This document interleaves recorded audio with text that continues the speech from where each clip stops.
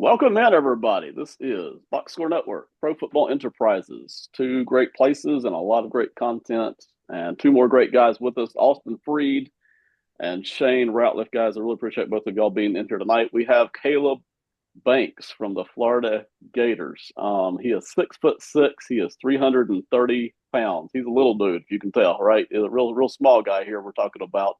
I got to say, because the audience is largely going to already know this, but if you don't, there's a significant injury slash medical thing going on with Caleb Banks. Now, my draft prospect analysis doesn't include that. I only went by everything I saw on the field, most of which was in 2024.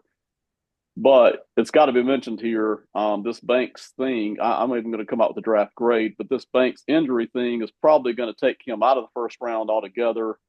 It may drag him down to the depths of the draft, depending on how doctors look at him and how they feel about him. And it may even take him out of the draft for this year if he doesn't like what he's hearing and wants to do with it. So just be aware of that. It's a foot thing. He's already had at least one surgery on it. It was a major thing toward the end of last year, I think in November. It delayed the start of this season for him. And then when he came back, he couldn't even finish the one game that he got into in 2025. So just know that that's a pretty major medical thing. We don't yet know because they're not telling us how major it is. And I'm sure NFL teams won't know until they can get him in the building and have their doctors look at him. All right. So just keep that in mind. But Caleb Banks still very much worth talking about at whatever point he comes out. So let's see. Austin, that's setting the table right there. I'm going to let you get in first on Caleb Banks. This is a big boy. I tell you what, this kid, whew, I don't know what he was fed as a young man, but whatever it was, I need to figure it out and feed it to my child. Yep. Yeah, I mean, 6'6", 330 pounds, and that might be underselling it, just looking at him. He is slow though. The weight, he carries the weight pretty well physically. Like he doesn't look like he's, you know, 330, probably pushing 340, but he's definitely slow. But interesting, I think he's really explosive. I think he Mm-hmm. has a really good first step.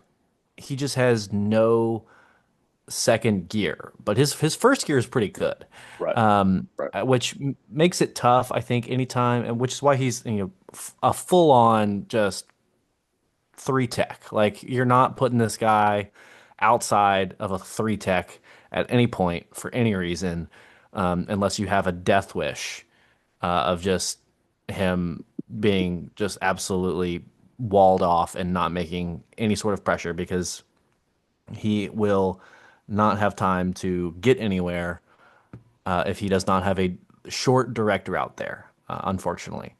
But I mean, that's really the only negative I have on him is he's just really, really slow in terms of physically. I think he has really good strength, tremendous strength, even for his size. He is incredibly strong. He has really long arms too, I think. For his Mm-hmm. size, I'd bet his wingspan is like 95th percentile or greater. Like the dude's got like the arms of an eagle. And that's really, really impressive. Unfortunately, the size and the strength does not necessarily correlate to a lot of production, I don't think.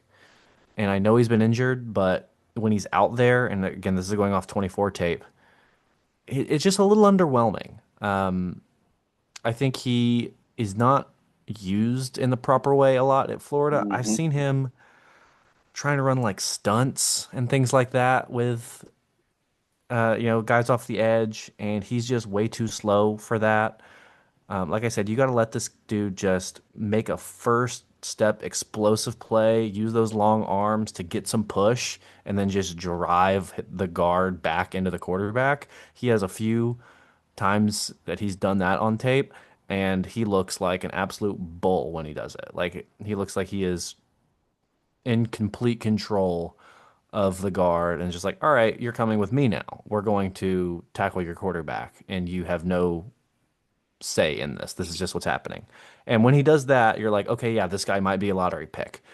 And then you watch him just get double teamed, and driven back. And I'm like, okay, like put a foot in the ground. You're 340 pounds here. Let's try and, at least not get driven back to the second level in two steps. Or let's maybe try and give some effort to a quarterback that's scrambling. It seems like as soon as I saw a lot of time, as soon as a quarterback got out of the pocket, he would just well, there goes that guy. So the lack of effort on some plays was a little concerning to me. And then the biggest red flag, other than the injury, is the age. He's 23 years old, and for a Mhm. guy to be this big, this physically gifted at this age in college football and not producing very well is just super, super red flag. Like that is number one red flag to me. Like, why are we not seeing top level production or even close to top level production? We're seeing like some solid, good production. And that to me is why I have him outside of the second round. I have him as an early third round pick right now. Austin, I'm coming out very different here, and it may be a case of where, because you mentioned the inconsistency, it may be a case of where we just watch two different sets of games and he plays better in some and not in others. So obviously, I need to go check out more tape. I came out a lot higher on him, but I'll get my notes here in just a minute. But this is a fascinating guy. There's a lot to talk about here. But Shane, I'm gonna let you go first, man, and then I'll come up with my notes. So give us the lowdown on Caleb Banks. So I'll be interested to see yours, Ben, because I am firmly on the Austin side, and I'm actually even lower than him uh, on where I think he's going to get drafted. Austin already hit on it. Like athletically, the guy's a monster. Like he's all first team, first off the bus. We're Yes. going to want to show him number one when he walks off. I think Florida has done a huge disservice to him.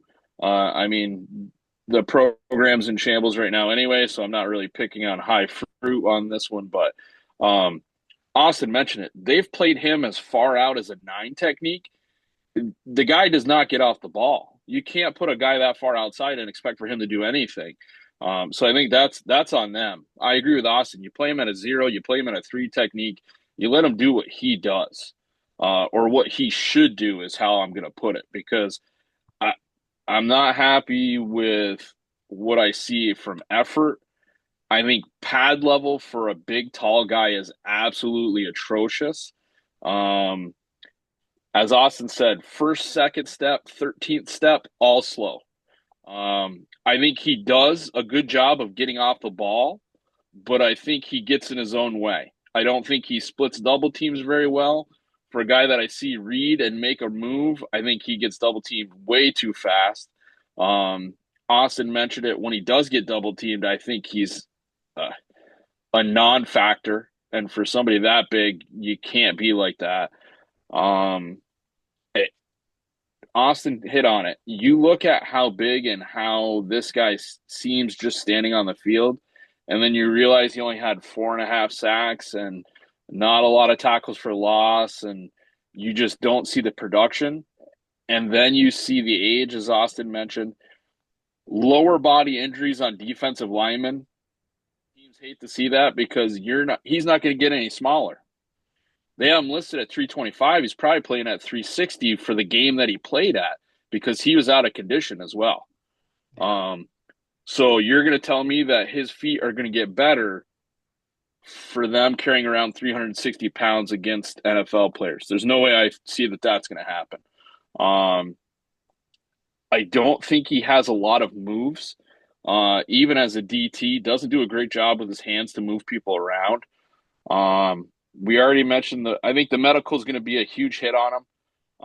The thing that I saw when I watched a couple of things and even like a highlight film of him, where you look at him standing there, and the name that came to my mind was John Henderson, the old Jacksonville Jaguar, where you just have just an absolute giant guy that just physically stood out in everything he did. The problem is that when I watch Caleb Banks play, he doesn't do any of those things. He's not physical at the point of attack. Austin mentioned his wingspan, legit. Austin is correct. This guy looks like a pterodactyl out there. But he doesn't do a great job using those arms to attack a double team. He doesn't do a great job of getting his hands up to knock down passes. Um, I think that he's going to be lucky if he's a round 3 guy in the beginning. And I think if the medicals show anything beyond what we're already talking about, it could be tough for this guy. He might be a late round guy and one of those guys that you see that doesn't get an opportunity other than to play on the practice squad in the first year. My notes are so different from y'all's. Y'all are gonna laugh when y'all hear them. Okay, it's all right. It's almost like we've watched two completely different people here. It's gonna be that different. All right. So, just keep that in mind. That more than likely he is an inconsistent player, and obviously I must have watched a couple of the games in which he's shown out, and y'all must have watched some games in which he was lousy. All right. So that inconsistency does worry me. It'll drop whatever grade I'm about to give y'all, which is top 10. All right. I love Caleb Banks. Just cannot say enough good things about him. But obviously, y'all are seeing different things, which has got to be different tape, which has got to be inconsistency, right? So that's going to bother me a lot. But here we go. Go ahead and laugh. By the way, I always start with here's how I go about these players. I always start with the highlights. I want to see when this guy's at his absolute best. What does he look like? What can he give me? And how high do I like him at that point? Then I start diving into actual games. So, of course, I got the highlights. I watched 24 Miami tape the whole game. I watched 24 UCF tape the whole game. There was another team I watched. I can't remember who it was. I didn't write it down. I apologize. But those are the 3 games. All right. So here we go. I love Caleb Banks. This guy is strong. Upper body, lower body, arms, wrecking ball, weapon of mass destruction, blows up the running game. All right. This is what I saw on tape. I didn't just make this up, but obviously he's playing inconsistent. Okay. Absolutely blows up the running game. Gets home for sacks on quarterbacks. I could see that on tape as well in the Miami and the UCF games for sure. Is getting home for sacks. Demands double teams.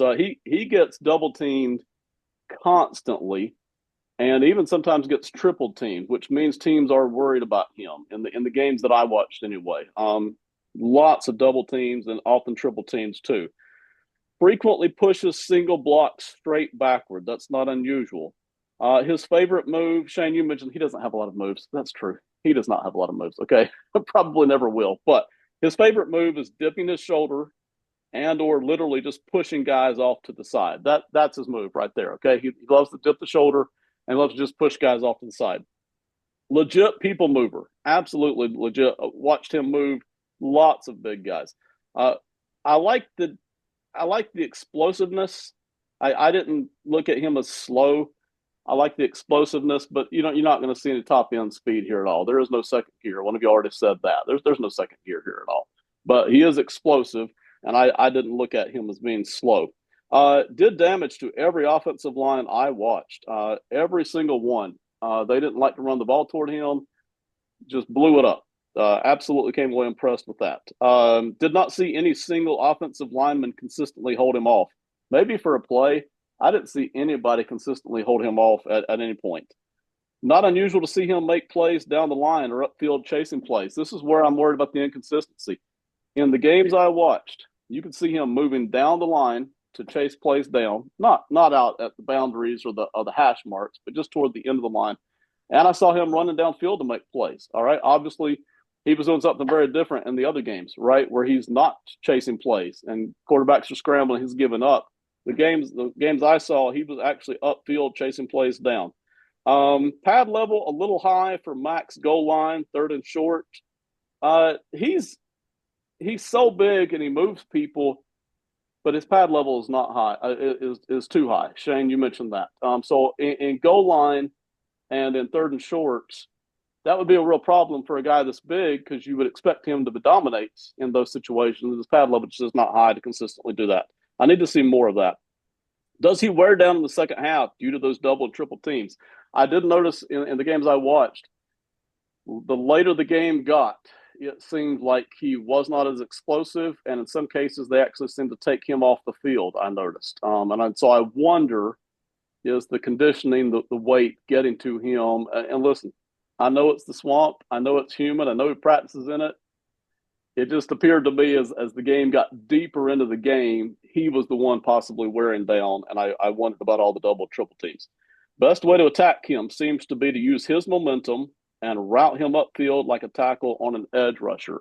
In so many cases, I saw this where he was getting through, and in some cases, they just kind of gave up on trying to stop him from getting through, but they just kind of routed him on around the quarterback and used him that way to just to devour that. So, all right, that's what I saw.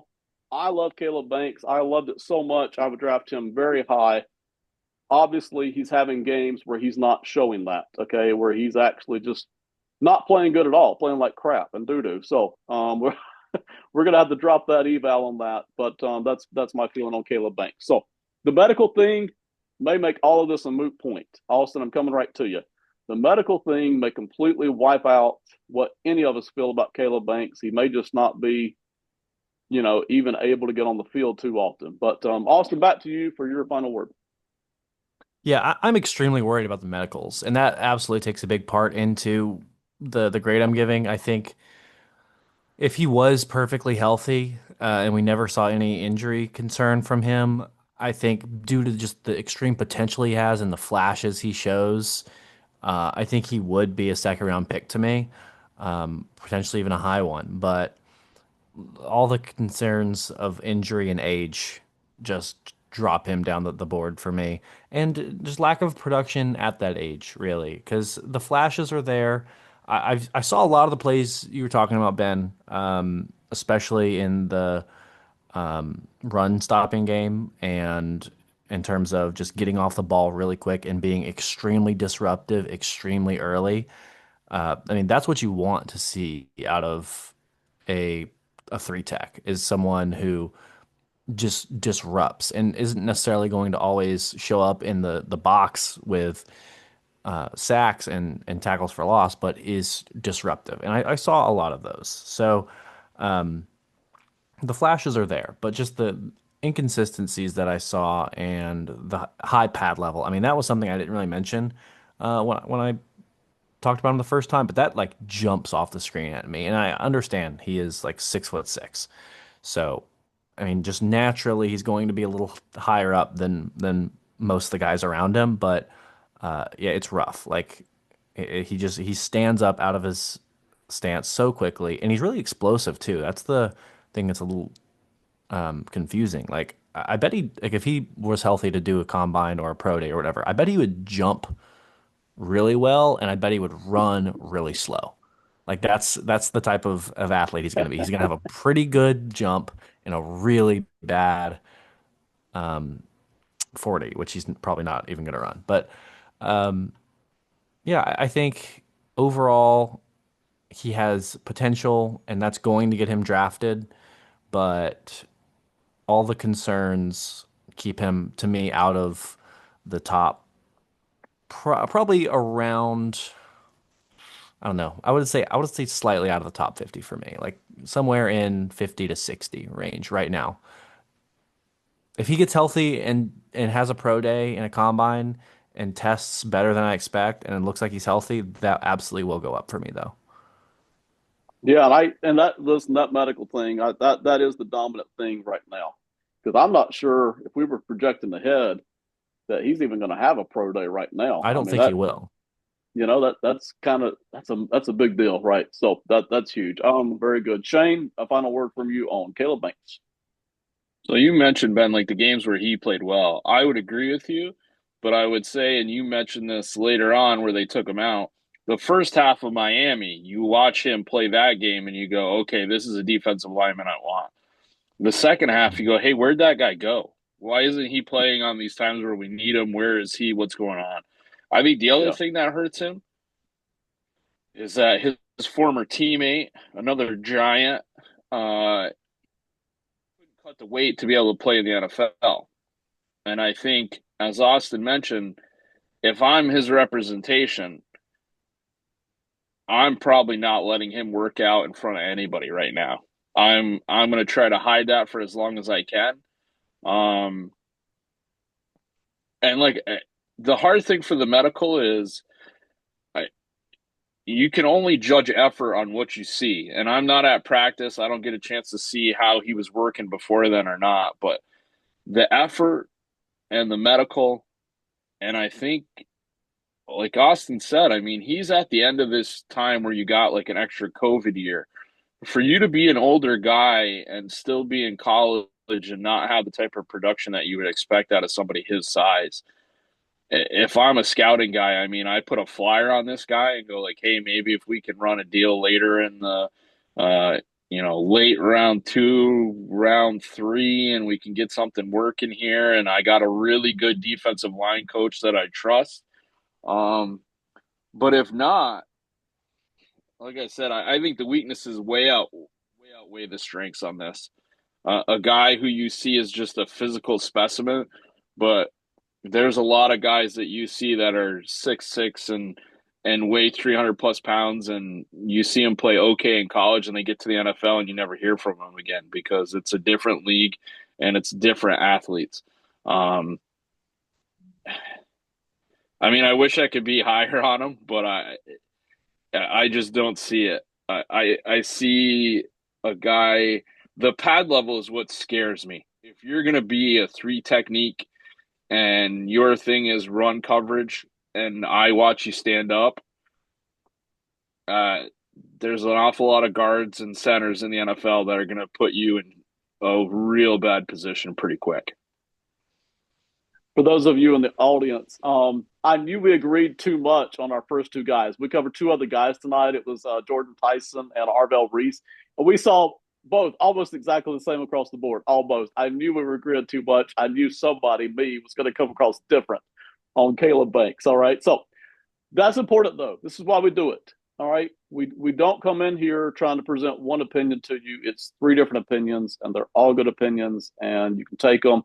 A lot of you out there in the audience, you're doing your own study anyway. You kind of come in here to check and see what we're seeing, and you're adding that to what you're doing as well. So we appreciate you dropping by. This is the Box Score Network, Pro Football Enterprises. That's Austin Freed. That is Shane Ratliff. Thank you both for the work tonight, and thank you everybody for stopping by. Have a great one, and goodbye.